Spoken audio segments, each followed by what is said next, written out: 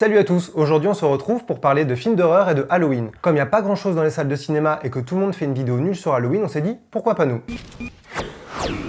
Salut tout le monde, ça y est, c'est Halloween, c'est la période, et vu qu'en ce moment c'est assez compliqué d'aller voir des films en salle après une certaine heure, on s'est dit qu'on allait faire comme tout le monde, faire une vidéo sur Halloween. Sauf que cette fois-ci, on va pas vous parler de films qu'on aime particulièrement, mais surtout de films qui nous ont fait super flipper, qui nous ont marqués, qui nous ont traumatisés. Donc dans un premier temps, on va vous parler d'œuvres générales, de films en entier, et ensuite on va vous parler d'une séquence, parfois même pas forcément dans un film d'horreur, qui nous ont marqué au fer rouge.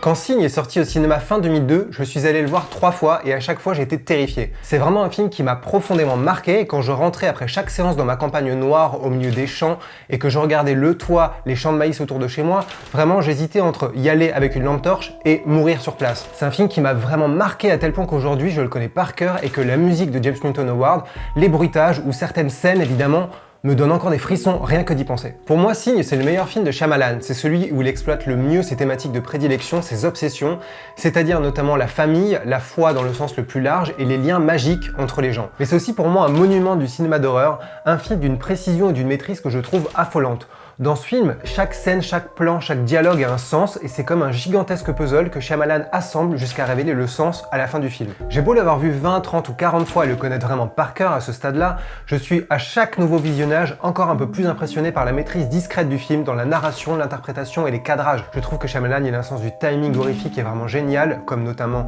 la scène de la cave où la lumière s'éteint, et il suffit de revoir toutes les apparitions des aliens sur le toit, dans le champ ou surtout dans le JT terrible à l'anniversaire pour encore avoir des frissons et me dire que c'est un grand chef-d'œuvre de Shyamalan.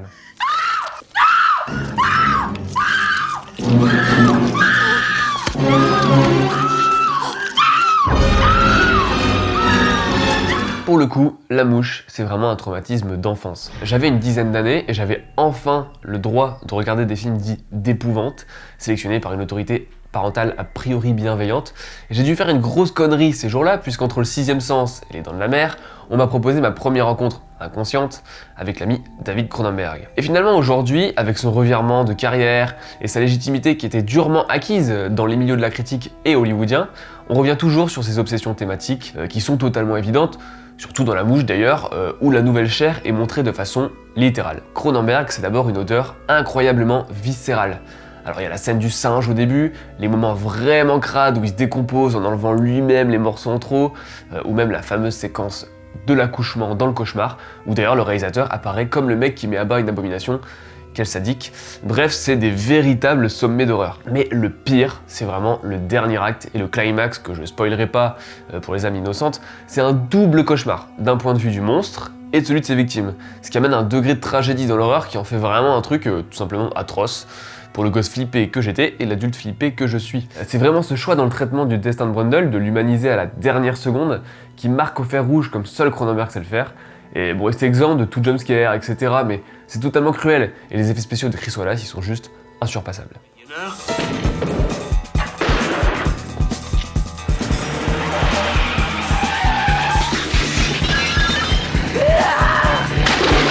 De mon côté, je vais vous parler des Frissons de l'angoisse de Dario Argento, un film qui est aussi intéressant que son titre français est abominable, parce que tout simplement le titre original c'était Profondo Rosso, rouge profond, et qui était un petit peu plus intéressant. Alors de quoi ça cause? C'est ce qu'on appelle un giallo et c'est probablement un des plus grands, sinon le plus grand giallo de l'histoire du cinéma italien. Le giallo c'est un genre qui est entre la série B, le polar, le thriller, où en général on va suivre une investigation qui, même si elle n'est pas forcément passionnante, nous met aux prises avec un tueur en série, avec un meurtrier qui donc va être l'occasion de scènes de violence extrêmement macabres, extrêmement spectaculaires, et aussi l'opportunité, on va dire, de toute une iconographie, d'une sacralisation, d'une iconisation de la violence, des meurtres et de l'assassin. Et ça, c'est un truc que Argento adore. On a tendance à dire que Hitchcock filmait ces scènes de violence comme des scènes de sexe, et c'est ce qui leur donnait leur impact. Alors dites-vous que si Hitchcock faisait ça, lui, Argento, il filme ça comme des partous cosmiques. Ce qui donne un récit qui est absolument vertigineux, on ne sait jamais sur quel pied danser, on se demande toujours de quel côté on va, quelle est la véritable tonalité du film,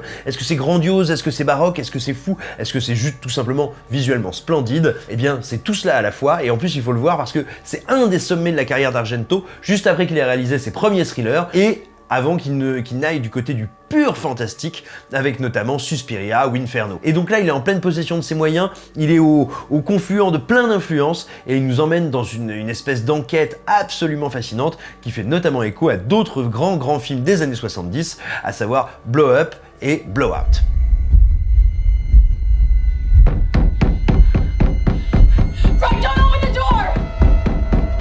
What the fuck, Mom? Alors, It Follows, c'est l'histoire d'une jeune fille dans la banlieue de Détroit qui se fait courser par une créature invisible, en tout cas pour les autres, après avoir eu un rapport sexuel avec son petit ami.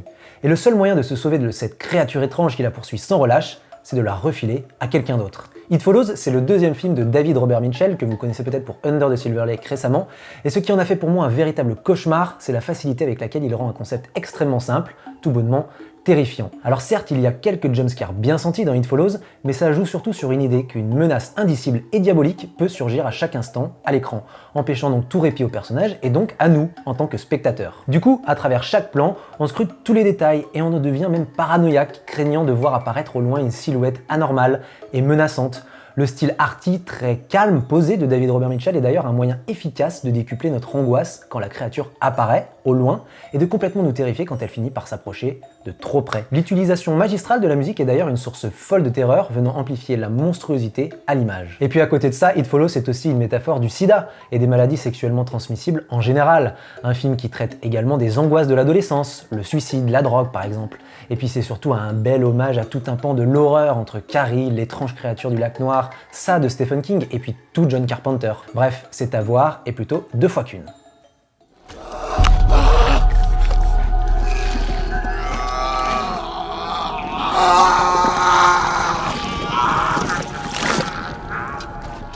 C'est dégueulasse. Vous l'aurez compris, on entre dans la deuxième partie de la vidéo où on va parler des séquences qui nous ont marqué, et pas forcément des séquences qui viennent nécessairement de films d'horreur, car moi j'ai choisi le remake de King Kong de Peter Jackson, et la scène où il tombe dans un ravin grouillant d'insectes peu ragoûtants. D'ailleurs là je pense que je suis pas le seul, Peter Jackson c'est un peu le maître pour réussir à caser des scènes d'horreur pure dans ses blockbusters mainstream.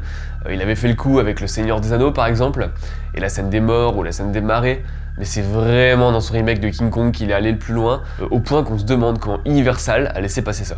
Sûrement parce qu'un personnage relativement important passe l'arme à gauche, et on peut vraiment pas dire qu'il est mort en paix dans son sommeil. Les héros donc, au détour d'une poursuite ou je sais plus quoi, ils tombent dans un ravin, et là le réalisateur de Brain Dead, il lâche les chiens. Dans ce ravin, il y a tout le potentiel horrifique de Skull Island compilé sous la forme d'insectes géants et répugnants. Au-delà du lieu, qui est littéralement un puits de l'enfer, il y a une forme de désespoir et de noirceur qui est assez ahurissant dans un tel blockbuster, et même quelques mises à mort, mais d'une brutalité mais démentielle. On pense au mec qui se fait choper par une pince géante, celui qui sert d'amuse-bouche à des genres de scorpions géants, mais bon bien sûr, le plus marquant c'est la mort d'Andy Serkis qui se fait lentement prendre toutes ses extrémités par des vers tout gluants.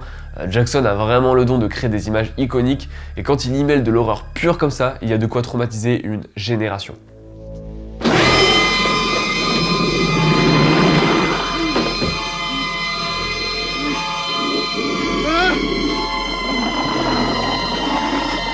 Il y a une scène aussi qui m'a traumatisé et elle vient du film Creepshow.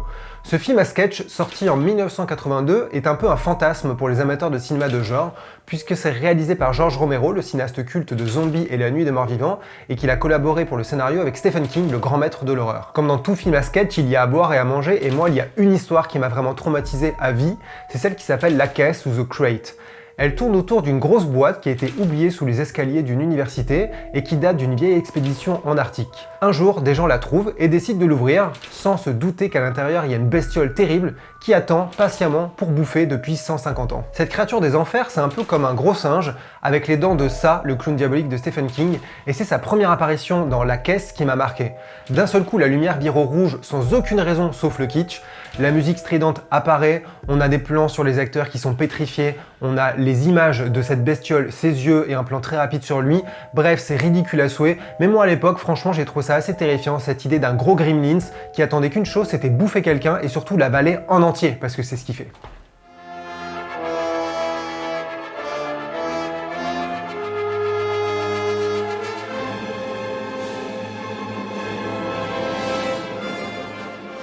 Moi, la scène qui m'a le plus fait peur, elle provient d'un film qui est tout sauf un film d'horreur, qui date de 1940. C'est une scène de Fantasia de Disney. Alors non, il s'agit pas de la scène avec les dinosaures, parce que ça au contraire, c'est la plus belle scène de dinosaures de tous les temps. Non, il s'agit de la séquence intitulée La nuit sur le Mont Chauve, qui est complètement dingue, complètement folle, à l'image de ce long métrage expérimental et musical de Disney. On y suit tout simplement le Shabbat démoniaque déclenché par une créature monstrueuse, par un démon. Et c'est une séquence qui dure une dizaine de minutes, qui plastiquement va aussi bien du côté de ce qu'on appelle le romantisme baroque ou le romantisme un peu sombre, mais qui va chercher aussi également vers des représentations plus moyenâgeuses des enfers. On a beaucoup de Jérôme Bosch là-dedans. Et tout simplement, il y a une manière tellement à la fois frontale, graphique, folle de représenter le fantastique que moi, quand j'étais môme, ça me mettait en panique absolue. Et en même temps, c'est tellement beau et tellement somptueux que j'ai ruiné la VHS en revenant en arrière.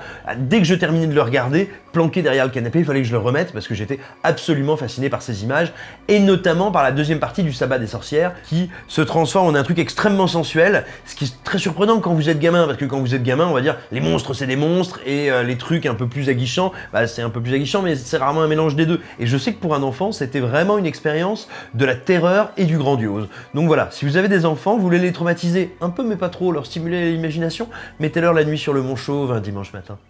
Où est la télécommande? Merde, elle est où cette putain de télécommande?